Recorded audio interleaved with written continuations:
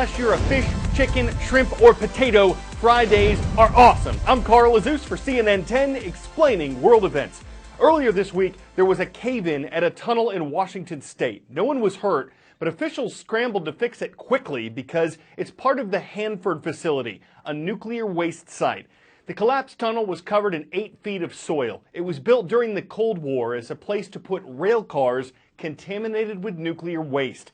They'd been used to produce plutonium, a fuel for nuclear weapons. In fact, some of the material from the Hanford site was used in the atomic bomb dropped on Nagasaki, Japan in 1945, leading to its surrender that ended World War II.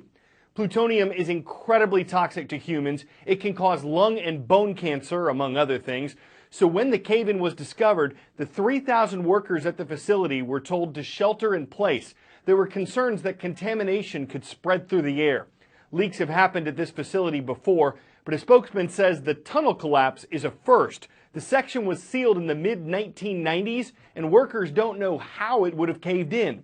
Initial tests showed there's no evidence of a radiation leak or that workers were exposed to it. The U.S. Department of Energy plans to fill in the tunnel with clean soil, and the effort to clean up the site, which started in 1989, will continue.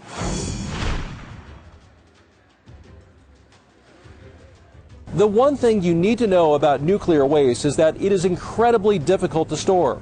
It needs to be far away from human reach and protected in a way so that it can't be leaked into the environment. That's because nuclear waste can be radioactive for thousands and thousands of years. Nuclear waste has been piling up in the U.S. for decades, but there's no permanent solution for it. It's stored across more than 30 states at more than 100 different sites. And that worries industry critics who fear that it could be vulnerable to a terrorist attack or natural disaster. Politicians for years have been trying to figure out a better solution to store nuclear waste, but it's become a thorny issue because, after all, nobody wants a nuclear waste site in their backyard. As we've reported on North Korea and updated you on the increased international tensions over its missile and nuclear programs, you've heard me use words like secretive or restrictive when talking about its government. In the communist country, the government controls the major political party. It controls the minor political parties. It controls the country's 4 TV stations, and it controls the radio. According to the World Press Freedom Index, which advocates for media freedom for journalists, North Korea ranks dead last in the world at number 180 for freedom of the press. But it has let some outside journalists in, and the stories they're able to tell reveal life there from the inside out. People are often surprised that I can post on social media from inside North Korea. Even though they don't have things like Facebook or Instagram or Twitter here, North Korean officials are becoming increasingly savvy about the power of social media to get their message out to the world. They realize that a single post, especially by a network like CNN, could be seen by millions of people. So they're paying closer attention to what I'm posting. And so just like on television, on social media, you have to be really careful and follow North Korean rules. Nothing that could be perceived as disrespectful to their supreme leader Kim Jong-un. Nothing demeaning to the country. Not something we're used to in the West. But we do have a lot of freedom. We've built up this trust over time that has allowed us to get some really extraordinary access that we didn't used to get. We're about to enter a place that we're rarely allowed to go. So we're getting the chance to photograph real people in real situations. We get a window into their lives that most of the world has really never seen. And I found that these Instagram stories that people can hold in their hand and look on their phone, it takes them inside this story in a way that they really have never experienced before. People are used to seeing military parades, they're used to seeing fiery rhetoric, but to hold their phone and see us hanging out at our North Korean hotel or walking around in the streets. It's the 85th anniversary of the North Korean Army. It makes people feel like they are along on this journey. I think the North Korean people are lovely people. They're friendly, they're warm, they're kind, and I try to capture that in the photographs that I take. Of all the things that I posted about on this trip, I think the one thing that resonated so much with people were these songs that play over loudspeakers across the city. They begin at 5 a.m. with a wake-up song, and then almost hourly there's this song that plays called Where Are You, Dear General? It's a tribute to the late North Korean leaders. People in the Western world find it very creepy.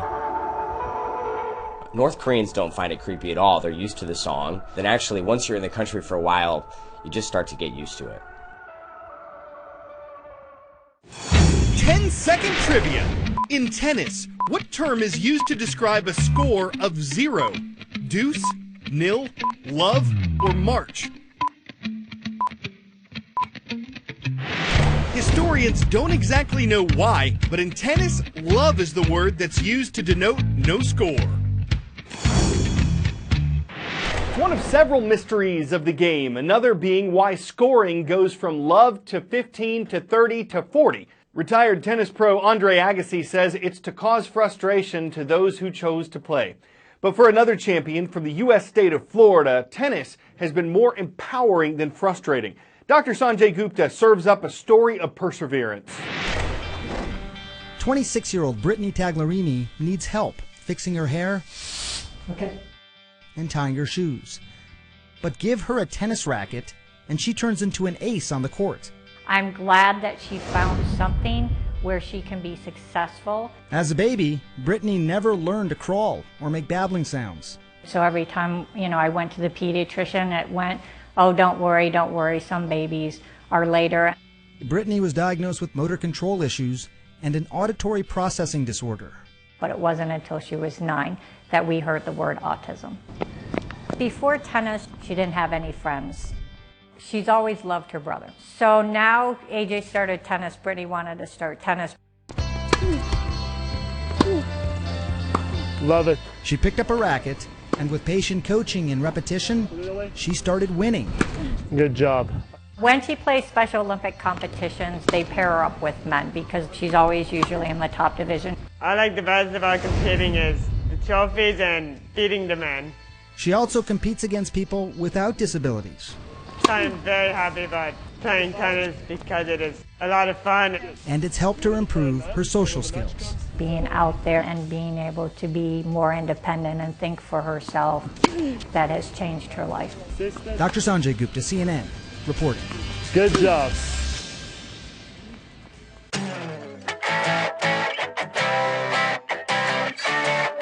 Visitors are flowing into East Central California, and they're not the only thing. Here's a glimpse of what's happening in Yosemite National Park. It's near Yosemite. The region saw record snowfall this year, and as that snow melts, it's causing Yosemite's creeks and Merced River to swell, creating spectacular scenes of waterfalls throughout the park. There are hundreds of them, and park officials say they're likely to be flowing for the rest of the month. So if you live nearby, what are you waiting for? Yosemite's the story. It's making a splash in national news. Surf on over to the park to personally picture what everyone's rapidly falling for. That's all we got following yesterday's flood of puns. I'm Carl Azuz. We'll see you on the other side of the weekend.